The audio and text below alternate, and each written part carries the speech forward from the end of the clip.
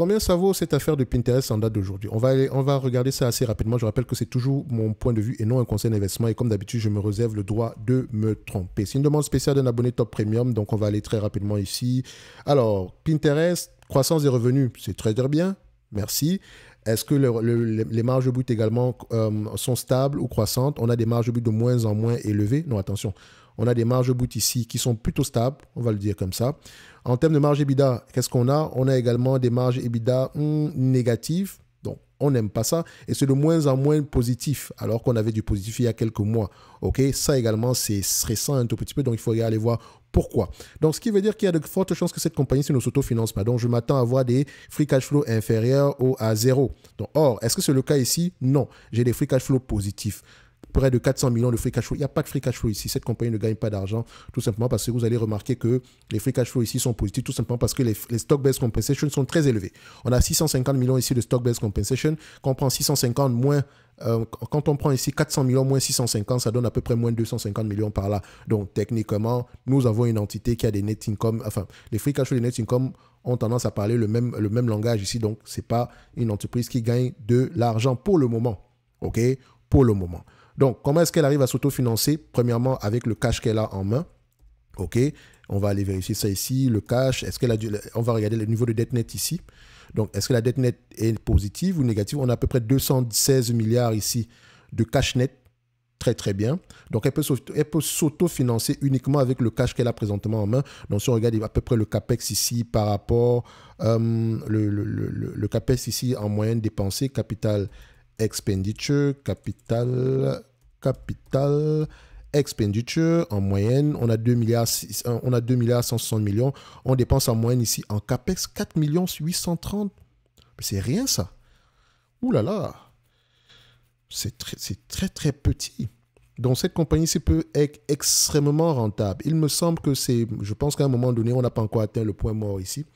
Donc le niveau à partir duquel tout revenu supplémentaire, enfin le niveau à partir duquel ici on ne perd pas d'argent. Donc pour le moment ici, ça pourrait être intéressant à aller suivre, justement uniquement pour cette métrique-là.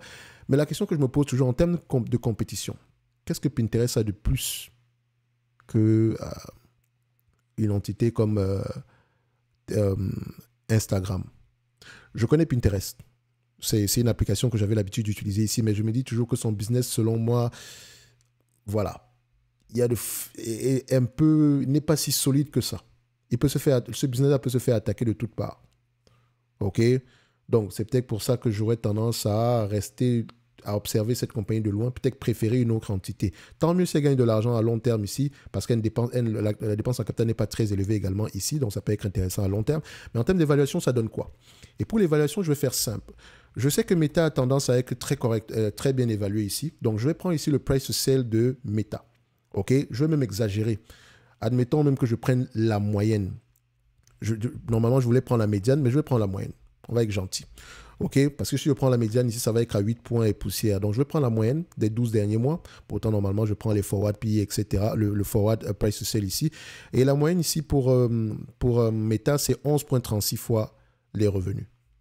D'accord? 11,36 fois les revenus. Sur les 5 dernières années, nous avons 7,79 fois. Donc, ça se rapproche même du 8 fois ici. Donc, ce qu'on va faire, c'est que je vais prendre le 8 fois parce que je l'avais regardé avant. Je prends 8 fois c'est 8,2 fois en moyenne ici. Mais voilà, on va prendre 8 fois les revenus. OK? Les revenus ici, je prends maintenant les revenus Pinterest. Alors, je vais extrapoler un tout petit peu tout en vérifiant ici, est-ce que les années sont tendance à faire de bonnes prévisions ici par rapport aux revenus? Pour le moment, oui. Extrapolons un tout petit peu, on s'attend à 2026 à avoir 7,25 $ de revenus par action. Donc, 8 ici multiplié par 7,25, donc 7,25, ça donne à peu près un prix aux alentours des 58 $.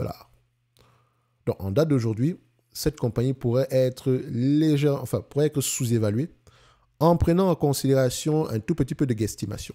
Si on se base sur les bénéfices nets de 2023, admettons qu'on prend les bénéfices nets de 2023, OK, multiplié par 8,2 fois les revenus, je vais prendre 8 fois les revenus ici, divisé par le nombre, pas besoin de diviser par le nombre d'actions ici, il y a du cash net ici, donc c'est déjà le revenu par action, donc ça donne ici à peu près 36,32 $. Donc, c'est-à-dire qu'au prix actuel, Pinterest peut être intéressant. Maintenant, tout revenu supplémentaire, tant mieux. Si elle arrive à maintenir les marges actuelles, tant mieux. Si la croissance continue également, tant mieux. D'accord? Mais je ne pense pas qu'on surpaye sur Pinterest au prix actuel. Attention, avant de faire cette vidéo, j'ai comparé les marges brutes de Pinterest et les marges brutes de Meta. Parce que généralement, quand vous prenez le price to sale, il faut vérifier les marges. Il faut vérifier ici s'il faut que ce soit pris à marge brute égale. D'accord? Vous n'allez pas prendre le price to sale ici d'une compagnie qui a 90% de marge brute avec une compagnie qui a à peu près des marges brutes de 10%. Ça serait un peu différent. Parce que la compagnie avec 90% de marge brute aura tendance à avoir un price to sale plus élevé parce que c'est plus qualitatif, parce qu'elle gagne plus d'argent. Alors que la compagnie avec des marges, un price to sale ici des marges brutes de 10% aura tendance à, même si elles sont dans le même secteur d'activité, elle aura peut-être tendance à avoir des multiples de price to sale moins élevés que ça. Il faut également vérifier avec une compagnie qui a tendance à être correctement évaluée entre 20 et 25 fois les bénéfices pour une compagnie qui a une croissance, une compagnie un peu comme Meta, c'est justifié, d'accord? Donc, si on prend à peu près une compagnie comme Meta et qu'on se rend compte que c'est plutôt à 45 fois les revenus en moyenne, donc sachez que le price to sale également sera un tout petit peu trop optimiste. Ok. Après également, vous pouvez le comparer par rapport à son secteur. Hein. Communication, service. On vient ici, on cherche quoi? Communication et services. Interactive média, on regarde ça. Interactive média ici, ça donne quoi en termes de médiane? Des price sales. Voilà. Vous voyez qu'on a à peu près un price sales médian ici. Sur les derniers mois, à peu près 1,36. C'est tout le secteur d'activité. C'est tout le secteur d'activité. Et ça, c'est depuis à peu près 2022. OK? En moyenne, on avait à peu près du 4 fois. Enfin, je n'ai pas besoin d'aller prendre ça ici.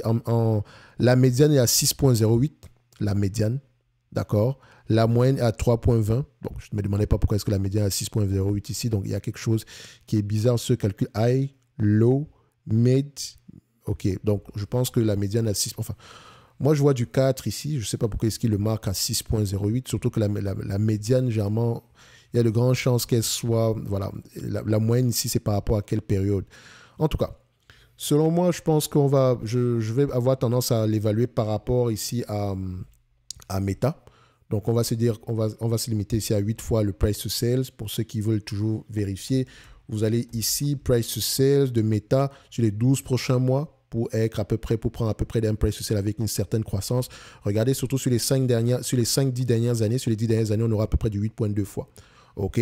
Donc, quand vous regardez également les marges brutes de la compagnie, vous allez voir ici des marges brutes de 80%. Si vous prenez les marges brutes de Pinterest, on sera à peu près à du 80%, 79% par là. Donc, c'est à marge brute égale.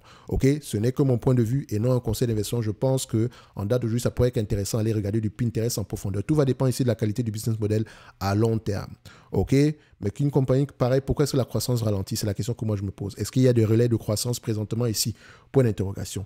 En tout cas, on se donne rendez-vous sur la prochaine vidéo. N'oubliez pas, jusqu'au 29 du mois de février, vous avez accès aux notes d'analyse, d'accord, sur le site Top Invest, dont le lien est dans la description de la vidéo. Et on se donne rendez-vous sur la prochaine vidéo. Merci.